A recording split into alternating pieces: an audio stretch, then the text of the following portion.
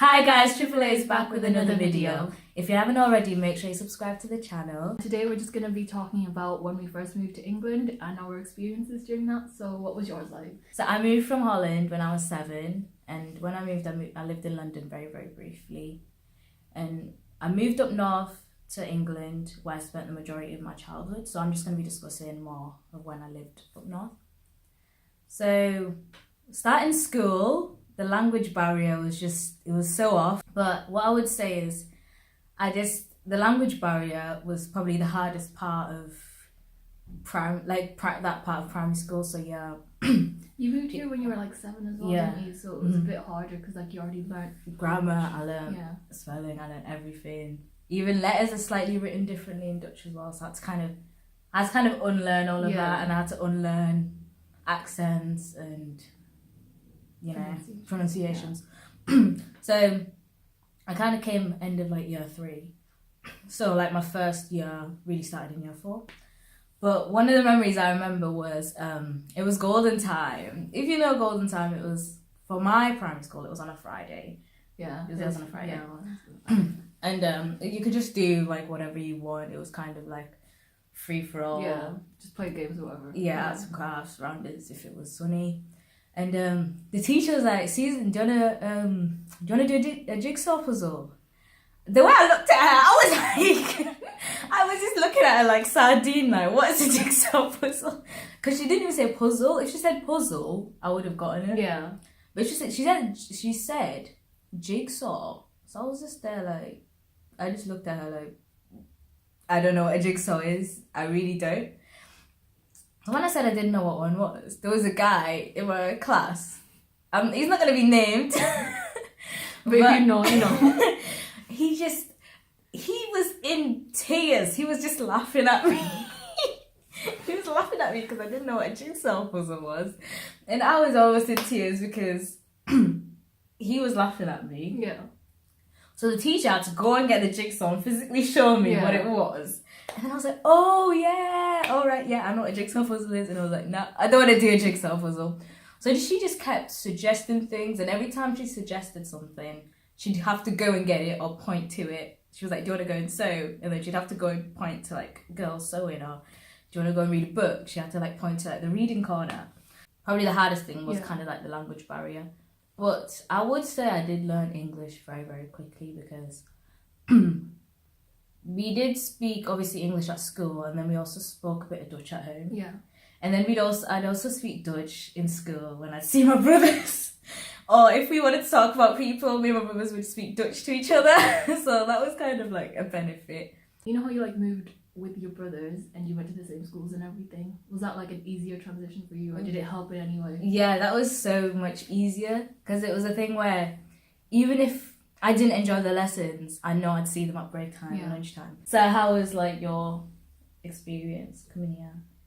Well, I don't think I was meant to come here till like later on, but I moved here when I was 3.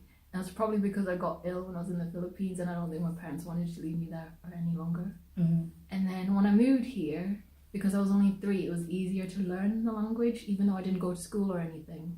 So at home, my mum would just teach me a bit of like English, and then I'd go to school, speak English sort of thing. Yeah. And like some things I've watched anyway was in English, so like any cartoons and that. So oh, okay, yeah. And then I remember my first day of school. So my mum dropped me off and she sent me to the teacher. She walked into class with me, and then all of a sudden she just disappeared, and I was looking around like, where's my mum? And then I asked the teacher, where's my mum? And then she was like, oh, she's left. So then I started panicking. And then the next day, because I knew what she was going to do again, like there was like rails before the door, so I was just grabbing onto it, and she had to drag me into school. And it was just difficult because I didn't know what was happening because I never went to school in the Philippines. From a young age as well, it was kind of weird how I flipped between 2 languages so easily. Like I didn't like speak bilingual. Yeah. Like now I only speak English really. Like I still understand like Tagalog, but I don't really... But you can speak it though. Yeah, I can speak it, but I don't respond in it. So my parents will speak to me in it, but I'll respond in English. And it's mad how when I was younger, I could just easily flip between the 2, even though I was like 3 years old. Honestly. And then everyone else was just still learning English. It's about, do you think there's a benefit to being bilingual? I think there is, because if it's like a well-known language as well, so like if you knew English and Spanish and like Mandarin or whatever, then it's like what the 3 top languages in the world, and you could just communicate so easily with other people. Yeah, that's true. And then like there's so many Spanish-speaking countries as well that you can just travel to them and then you'd be fine. Yeah. So when I moved to the primary I went to, when I went to nursery, there was another Filipino there, so it was fine. And I just kind of hung out with her sort of thing. But she barely knew any Tagalog at that time. Okay. So there was still that language barrier, I guess. Did it feel better having like Filipino? Yeah. So even though I did say I did flip between 2 languages, there was one time I mixed it up during break. So I was gonna say something like, "Oh, can I have some?" Because like it was like a snack or whatever. And then I said in Tagalog, so then they just looked at me like, "What did you just say?" And I was like, "Oh, yeah, right, yeah. I meant, can I have some sort of thing in English?" And it was just kind of weird because I didn't click that. I had to switch. Yeah. I had a similar experience where, you know, in Dutch, they have like a harsh G sound, which sounds like a So the grass had just been cut, and in primary we weren't allowed to go on the grass right after it'd been cut because we'd get green stains on our shirts and trousers and whatnot. So there was people that were running all over the grass, and the snitch that I was, and like I don't know who snitch. I don't know who I thought I was, but I decided to go and tell them off. You know, me in my chest, I went to go and tell them off. So I was like, "Guys, you're not allowed on there. Can you please get off the grass?" And like after that, they just started laughing at me. And you know when you're just like, "Yeah, I'm gonna just puff out my chest and go and chat to them and tell them off." And then it's just like I said that, and they just started laughing at me. They didn't take me serious. And they're like, "Gras? What's gras? Why are you saying it like that?" And like it's just one of those things that I still had muscle memory, because some people don't even know how to do that still.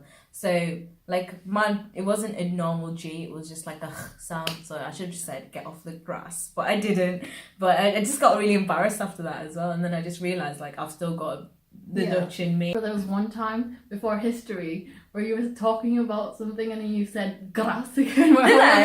And I just started laughing in the lesson.